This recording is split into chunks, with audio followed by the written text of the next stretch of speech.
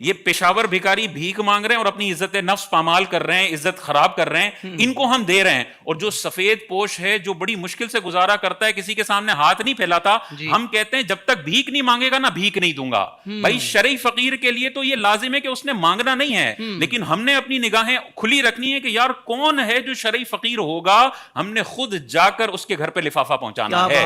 تو ہمیں بے شمار سفید پوش نظر آتے ہیں. سیکیورٹی گارڈ کو دیکھ لیں, منیمم ویج سے بھی نیچے کام کر رہا ہوتا ہے. یہ اگر آپ غور کریں تو بیچارے کی ایک بیوی ہے, 2 بچے ہیں, یہ کسی کے سامنے ہاتھ نہیں پھیلا رہا, لیکن بڑی قسم پرسی میں زندگی گزار رہا ہے. ایسے بندوں کو دینا اپنی آخرت کے اندر بڑے شان و شوکت والی جو ہے وہ انعامات لینے کے مترادف ہے. اسی طرح آپ نے اس کی بظاہر حالت دیکھ لی کہ وہ بڑا شرعی فقیر محسوس ہو رہا ہے, بہت زیادہ حاجت بھی نہیں ہے کہ آپ اس کی انٹیروگیشن کریں. علماء ارشاد فرماتے ہیں اگر ظاہر آپ کو ایسا لگ رہا ہے کہ یہ شرعی فقیر ہے, آپ کا دل کر رہا ہے آپ اس کو زکات کی نیت سے دے دیں, آپ کی زکات ادا ہو جائے گی. بعد میں اگر وہ مالدار بھی نکلا, آپ نے پہلے اس کو شرعی فقیر گمان کیا تھا, تب بھی آپ کی زکات ادا ہو جائے گی. کسی کو غیر سید سمجھ کر زکات دی, بعد میں سید بھی نکلا, تب بھی زکات ادا ہو جائے گی. ٹھیلے پہ جو فروٹ بیچنے والا ہے بیچارہ, بعض اوقات اس کو پیچھے سے بہت مہنگا مل رہا ہوتا ہے, وہ تھوڑا سا مارجن رکھ کے بیچ رہا ہوتا ہے, اصل بعض اوقات پیچھے والے کا مسئلہ ہوتا ہے جس نے ریٹ 4 گنا بڑھا دیے ہیں. تو ہم بعض اوقات رمضان المبارک میں تو بارگین کرنا چاہیے, لیکن عام دنوں میں ہم کیا کر رہے ہوتے ہیں, سگنل پر کھڑے ہوئے بھکاری کو 50 روپے دے دیے, اور ٹھیلے پہ ایک بندہ 150 روپے کے کیلے بیچ رہا ہے, اس سے 10 روپے کم کروانے میں بحث کر رہے ہوتے ہیں. بھائی جو بھکاری بھیک مانگ رہا ہے اس کو نہیں دینا تھا, اور یہ جو بیچارہ اتنی محنت سے اپنا فروٹ بیچ رہا ہے اس کو پوری اماؤنٹ تم نے دے دینی ہے. علماء نے واضح طور پر ارشاد فرمایا جو بیچارہ کمزور طبقہ ہے اس سے زیادہ بارگین نہ کیا کرو. دیکھیں بڑے بڑے شاپنگ مال میں جاتے ہیں, فکس ریٹ 10,000 روپے, بندہ بارگین کرتے ہوئے بھی بےزتی محسوس کرتا ہے کہ یار فکس ریٹ لکھا ہوا ہے, میری عزت خراب ہو جائے گی, فوراً کریڈٹ کارڈ دیتا ہے, 10,000 چارج ہو جاتے ہیں. اور یہی بندہ باہر جا کے ٹھیلے والے سے لے رہا ہوتا ہے, کہتا ہے 150 روپے زیادہ ہیں, 100 روپے دوں گا. بھائی اگر زیادہ بھی فیل ہو رہا ہے تم سے, وہ کیا کما لے گا, 20 روپے کما لے گا. ہاں اگر تمہارے پاس دولت نہیں ہے, تم بھی غریب ہو, تب تو بارگین کی جائے گی, لیکن تم سیٹ ہو تو سمجھو جیسے مال میں فکس ریٹ میں 20,000 کی چیز خریدی ہے, یہاں بھی ٹھگے جاؤ.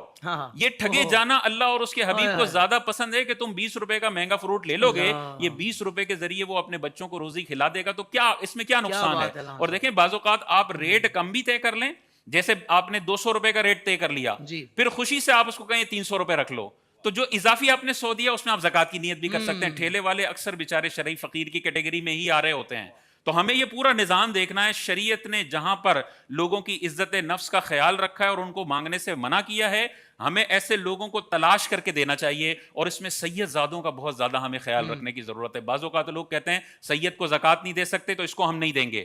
بھائی ان کو نہیں دیں گے تو شریعت نے زکات کے پیسے سے ان کی مدد کو منع کیا ہے. ان کی مدد کرنی ہے, ضرور کرنی ہے اپنے صاف ستھرے پیسے کے ساتھ. تو زکات لاکھ روپے بنتی ہے, 10,000 روپے سید زادوں کے لیے رکھیں اضافی, اور کہیں یہ والے پیسے میں نے مستحق سفید پوش سید زادوں کے گھر پہنچانا ہے, اور ان کے قدموں میں ڈالنا ہے کہ حضور یہ قبول کر لیجئے, مجھ پر ایک بہت بڑا احسان ہوگا, کیونکہ تاجدار کائنات آپ کے نانا جان نے ہی قیامت کے دن میری شفاعت کروانی ہے.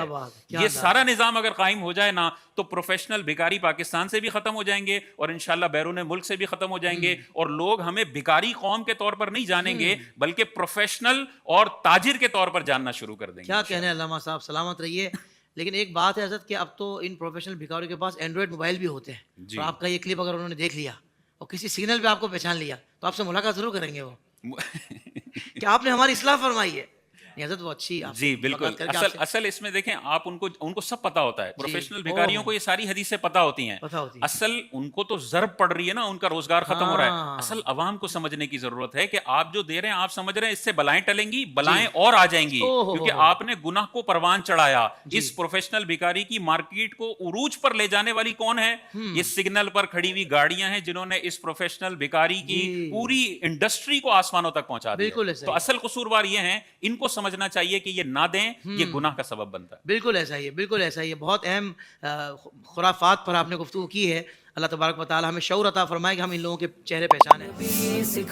زندگی کے تمام شعبوں میں دینی رہنمائی حاصل کرنے اور آخرت کو بہتر کرنے کے لیے ہمارے YouTube channel Islamic digital studio کو سبسکرائب کر لیں اور بیل آئیکن بھی پریس کر لیں.